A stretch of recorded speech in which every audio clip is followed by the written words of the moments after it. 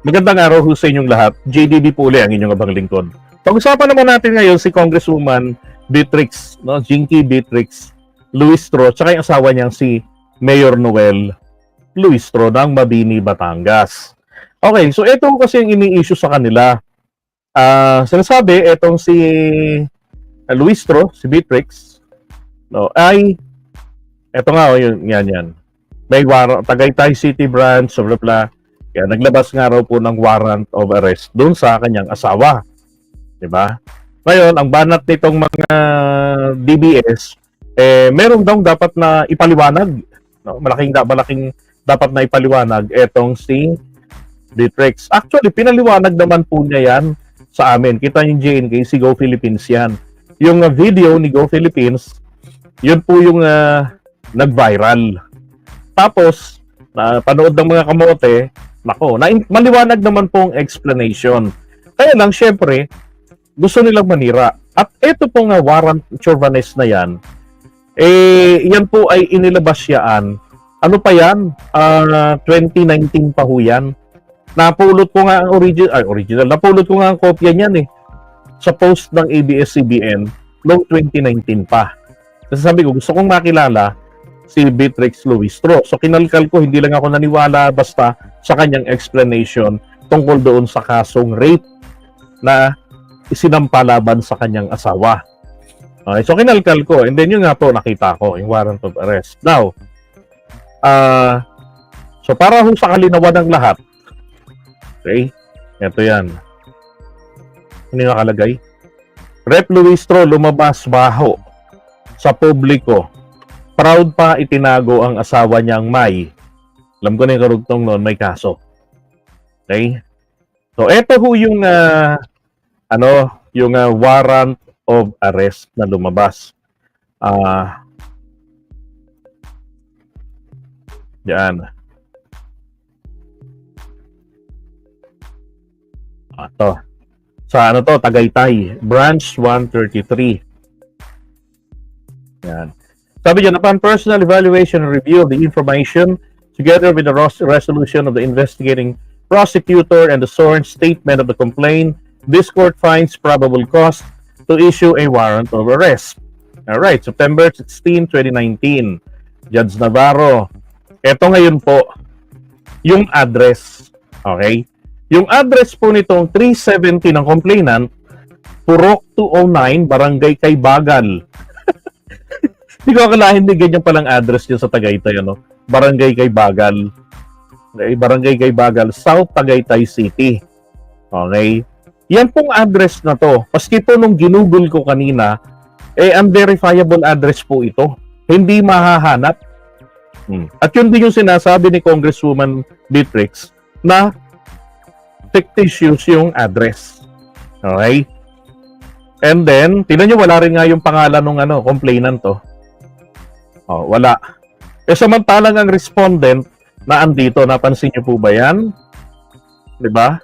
At ako, hindi naman ako first time na nakakita lang ng ganito. na information ng warrant of arrest. Yung complainant, nilalagay rin po kung sino yung complainant. Wala hong privacy dito. Hindi ho ito covered ng Data Privacy Act of 2014 yata yun. Oh, hindi to covered. Kasi ang mga kaso po natin is public in nature. Public po, kahit sino, pagka oras ng pagdidispa, pwede hong sumilip dun sa korte, makiupo, manood. Basta kasya. Okay? Now, ginugol ko yan, 370 Purok 209, hindi po yan talaga makita. Ngayon, ang address pong ibinigay naman nila para kay Luistro, ito po, Cityland Tagaytay, Prime Residences Tagaytay. Anong specific unit? Di ba? Oh. Anong specific unit yan? Ito po yun, yung Tagaytay Prime Residences.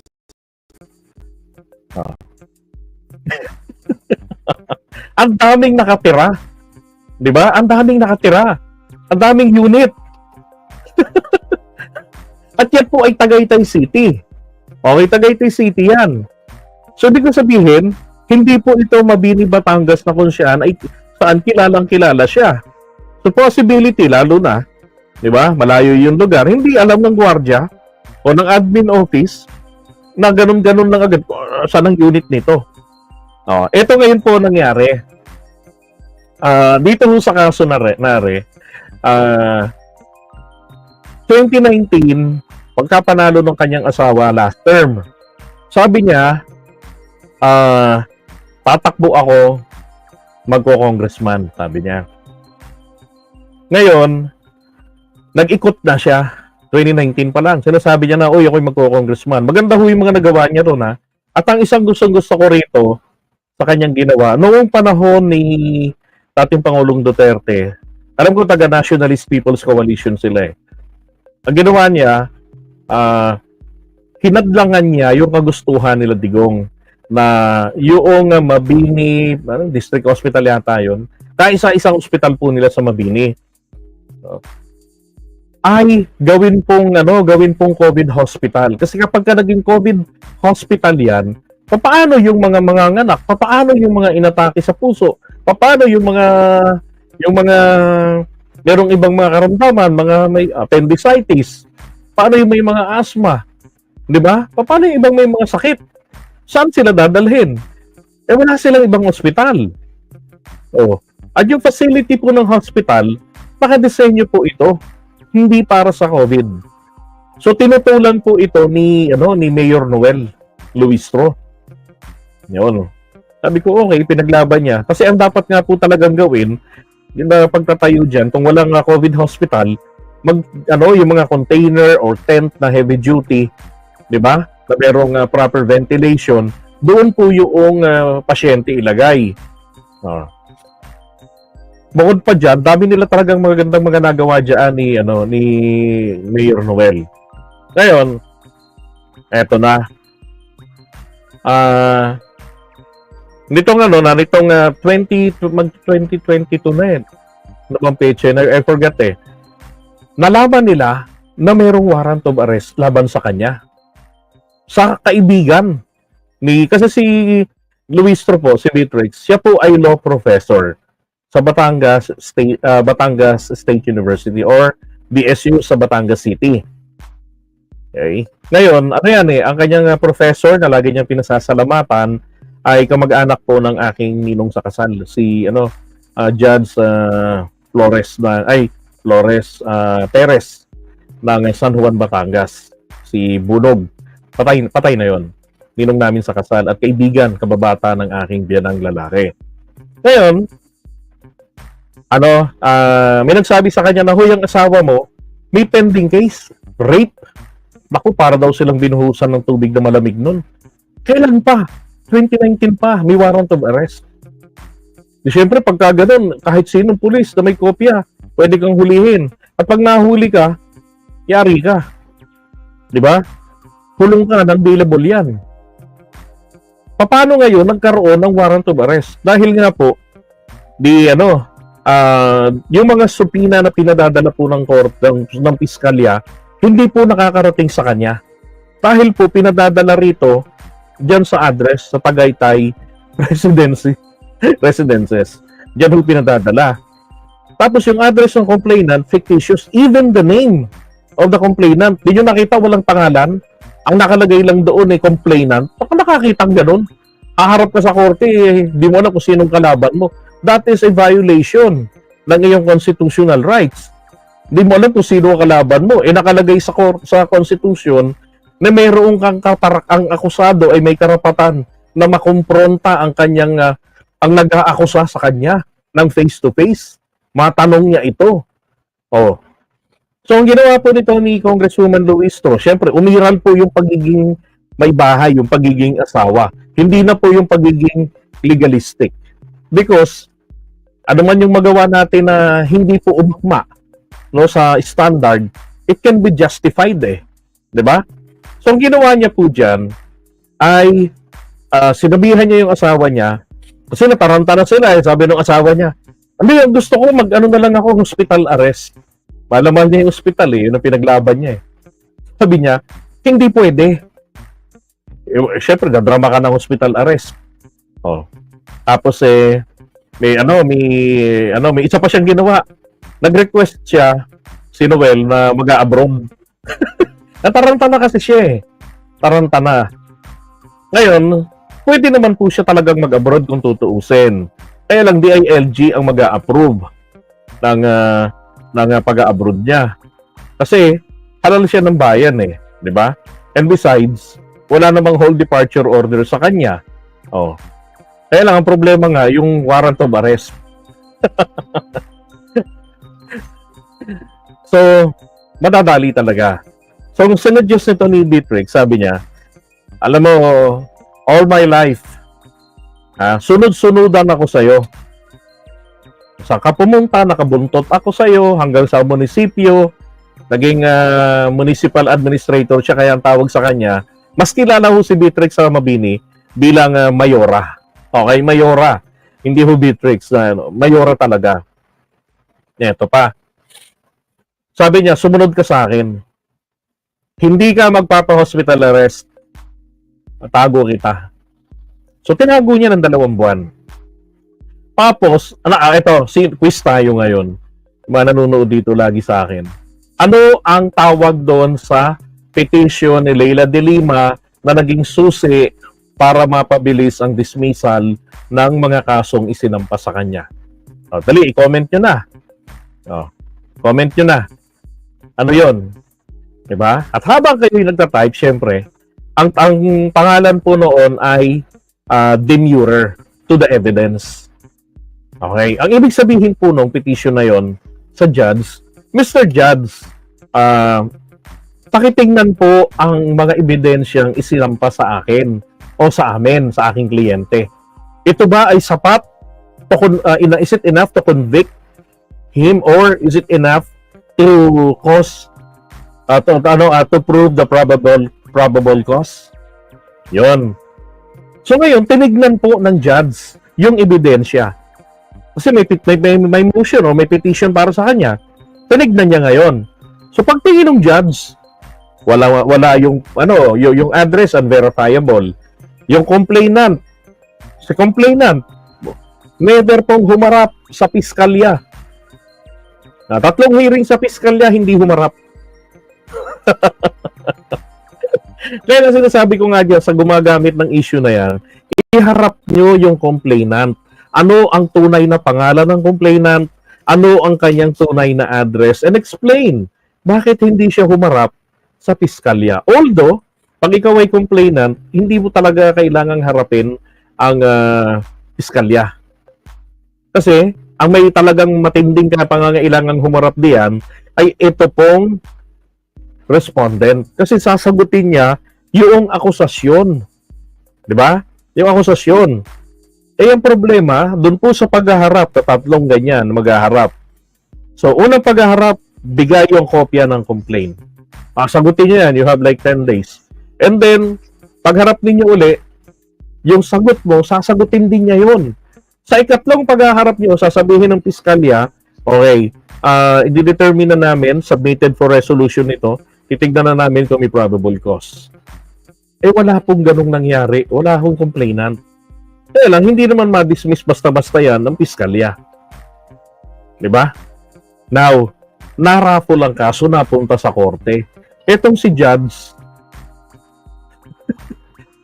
nag-issue ng warrant of arrest. Pinadala, sabi ni Beatrix, yung address na yan ay fictitious din. Yung Tagaytay residences. Now, in my understanding lang wala po silang unit dyan. Kaya nga hindi nila nalaman. Kasi, kung meron silang unit dyan, yung building administrator, di ba yung opisina, hahanapin yun. Sino to? May nakatira ba rito ganito ang pangalan? Noel Luistro. Meron ganitong unit. Dadalhin nila yon. Kaso po walang ganong nangyari. So, na-dismiss yung kaso. Ang tanong, gawa-gawa po ba yung kasong ito? Well, tingin ko po gawa-gawa. Bakit? Ang isang kaisa-isa po, wala pong medical legal na yung vagina ng babae, nagkaroon ng gas-gas dahil sa sexual intercourse. Walang medical legal, sa madaling salita, na magpapatunay na mayroon pong nangyaring gahasaan. At ang taging ebidensya po ay yung picture nito ni Noel na picture po nung panahon pa pala ng Friendster. Friendster! Eh, kailan ba umiral ng Friendster dito? Nagwakas ang buhay ng Friendster dito, 2008, 2000, mga 2010, ganyan. Kaya po, lumang-luma rin daw yung picture talaga doon. Grab lang doon sa old Friendster account niya. So siguro yung picture na yon ay nakasubmit na yan, dahil dati na siyang politiko, di ba ginamit na lang nila kung saan napulot. Baka ginugol yung pangalan niya, nakita yung picture doon na luma, sa picture pa na galing sa Friendster, grab, yun ang ginamit, isinubmit. Correct, nagdesisyon sila ng walang casing si piskalya. Hindi naman kasi thorough investigation ng mga piskal eh. Pag-aharapin lang, parang lupon lang yan eh. Pag-aharapin lang, kung ano yung sinabit na ebidensya, yun na yung kanilang pagbabasihan. Diba? Wala talagang masabing totoong investigasyon. So, ang nangyari po diyan, na-dismiss yung kaso. Eto ngayon ang matindi. So, nung ma-dismiss ang kaso, nakabalik po. Kasi nag-leave lang si Mayor eh. Nakabalik po siya sa pagka-mayor. Nag-mayor uli siya ng Mabini. Nakuho. Saglit lang po yung kaligayahan na yun. May bagong kaso na naman pong lumabas. Same style na naman po uli. Asing wala raw pinag-iba. Kaya lang at this point, may nagsabi sa kanya na kaibigan, may pakasong pumasok sa piskalya. Rape na naman.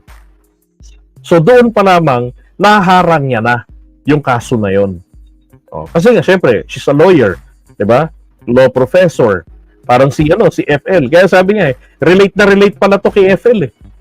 Pareho silang law professor. So, ginawa niya ngayon, hinabol niya sa piskalya. Nung mahabol niya sa piskalya, dismiss. Kaya lang, nagtagumpay po yung mga kalaban nila. Bakit? Siyempre, naikalat po sa bayan ng Mabini na si Noel, manyakol. Natalo po siya noong 2022 national election. So, sa local, talo siya. Pero, hindi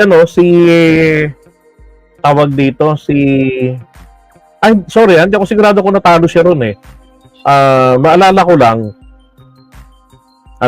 hindi siya natalo. Ito pala nangyari doon. Si Beatrix ang nag-file na ng kanyang kandidatura pagka congresswoman. Kasi yung si Noel, last term niya na. Okay, last term niya na yon ni Noel. Magko-congressman nga pala sana siya ng 2022. Hindi na siya nakatakbo dahil nga po sa paninira. So sabi ni Beatrix sa kanya, ay tapusin mo ang iyong termino at bumalik ka na lang din sa bahay. So baka ito na yung kalooban ng Diyos, tapos na ang karir sa politika, dito ka na. Pero siya po ang nag-file ng COC pagka-kongresista. At yun po, nanalo si Beatrix. Nga pala, Mabini, Batangas, San Pascual, Tingloy, saan pa ba yung ibang nasasakupan nila? Yun. So, maganda ho yung nangyari doon. Doon sa yun po naging turning point, naging congresswoman. And then, nung nasa kongreso na siya, so, totoo lang po nung una, dead nga lang sa amin si Luis Tro. Siyempre, makita mo na, diba, yung parang tahimik lang, ganon, walang dating, diba, hanggang sa, siyempre, nakikilala siya ng mga kongresista dyan sa Quadcom, at hindi siya bahagi po ng mga committee na yan, naano lang siya, tawag dito, kumbaga, ino-authorize lang siya ng mga committee chairman. Kasi, siyempre, sayang yung background niya sa law professor, yung mga nasa Quadcom, diba? Hindi naman po sila lahat mga abogado. So, mas malaki ang pakinabang pagka nandyan siya. At doon, talagang nakilala siya, lalo na yung mataray na si Harry Roque, nilampaso niya, di ba, ng simpleng-simple, ng hindi nakikipag-away, walang sinasight in contempt, di ba? Walang ganon. Talagang smooth na yung mga ordinaryong Pilipino na intindihan yung kanyang mga sinasabi. Napakalinaw, sabi ng mga kababayan natin. Ito yung gusto namin na maging senadora. Yun. At dahil po doon sa panawagan na mag-isang senadora, kaibigan Rex TV, shoutout sa sir. Yan, ang bantay. Lagi nag-update yan sa project ni FL, Lisa Marcos sa Pasig Esplanade. Tawag dito, wala tuloy ako. Pero nakakatuwa dito kasi nga, gusto ng taong bayan mag-isang senador, di ba? Pero ayaw niya. Hindi po yung katuwiran kanya kasi na tatakbo ko kasi mananalo ko, merong public clamor para sa akin tumakbong senador. Para sa kanya hindi pa po siya magaling. Para sa kanya hindi pa po sapat ang kanyang kakayanan, hindi pa sapat ang kanyang experience. Para kasi naman kung bakit ba naman kasi ikinahalin tulad siya kay Miriam Santiago. At yun pong posibleng pagpasok ng isang katulad ni Miriam Santiago sa 2028 national election, hinahadlangan na po. Okay? Kaya po yung patay ng kaso na mismo yung mga taga Mabini, Batangas, hindi po iniintindi, hindi pinaniniwalaan, kaya nga po siya nanalo bilang congresswoman nila. Oh. So doon ngayon pa lang hinaharang na, bakit kailangang harangin? Kasi po kaalyado ng presidente. Okay? Ngayon, miyembro na sila ng Partido Federal ng Pilipinas. PFP na sila. Baka nga maging option pa ito ng Pangulo. Kapag tuluyang bumango ang pangalan, baka maging option pa ito na sumunod na tumakbo maging Vice President. Di ba? Oh. Kaya ngayon pa lang po talaga, sinisira na nila. Oh. Bakit? Aba, gaganda yung Vice President natin ng OBP. Di ba? O ilan ng Vice President ang maging na abogado. O una na naging abogado ha so far. Etong recent si Leni Robredo. Tapos si Puset. O tapos magiging Beatrix Luistro. Di ba? So ito palang hinaharang na nila. O, sisipin nyo ha, kunwari naging Vice President si Luistro, Presidente si Sara, patay. Di ba? Kahit sabihin walang mandato. Pero hindi mo pinagbabawalan ng Constitution natin na umupose, kumontra ang Vice President-elect. Di ba? No. Ay nako. Okay? Kaya nakakatawa lang tong mga naglalabas ng paninira sa kanya. Good thing na ikwento ito sa amin ni Congresswoman Luistro. Ito nung may nagtanong sa kanya, not about this. Sabi niya, mabuti pa ikwento ko na sa inyo ang lahat ng to. Sabi nga nung pumutok itong issue na to na paninira sa kanya, gamit ito, sabi ko, I can say na futuristic ito. Oo. Futuristic itong si Mayora, Congresswoman Beatrix Luistro. Kasi alam niya na at mas mainam na nalalaman natin na kwento niya, di ba? Para kami nila Go Philippines, ibang mga kasama namin doon, alam namin na sagutin ito. Yung ibang kasama namin doon sa Twitter yung platform nila. O kami naman sa YT at saka sa FB. Di ba? Kaya nung makita ko po ito kahapon, ay nako, natawa na lang ako. Sabi ko, shit. Napaka-nonsense. Napakadaling ipaliwanag ito. Diba? So, ganun po kabulok ang politika ng Pilipinas. Diba? Ay, nako. Sinisiraan. Samantalang, diba? Naalala ko bigla ngayon, yung kay Miriam Santiago, sabi, sira ulo si Miriam. Sabi, bobo si Miriam. Sabi, na mental hospital si Miriam. Sabi, mahirap yung sobrang talino. Diba? Ay, nako. Anong nangyari? Nagkaroon sana tayo ng magaling na leader sa katauhan ni Miriam Santiago. Another great leader sana. We lost it. Di ba? Kaya na dapat magina po tayong yung political maturity po natin, i-level up na natin yan. Tama na yung mala showbiz sa pagpili ng leader. Remember, nagkaroon tayong presidente, mayor. Mayor lang dati. Di ba? So, hindi rin malabo na magkaroon tayo ng susunod na posibleng presidente or vice president na galing sa pagiging kongresista, di ba? Oh. Ay, nako. Lalong naulol sa galit yung mga kalaban nila. Okay, so iwan natin ito muna.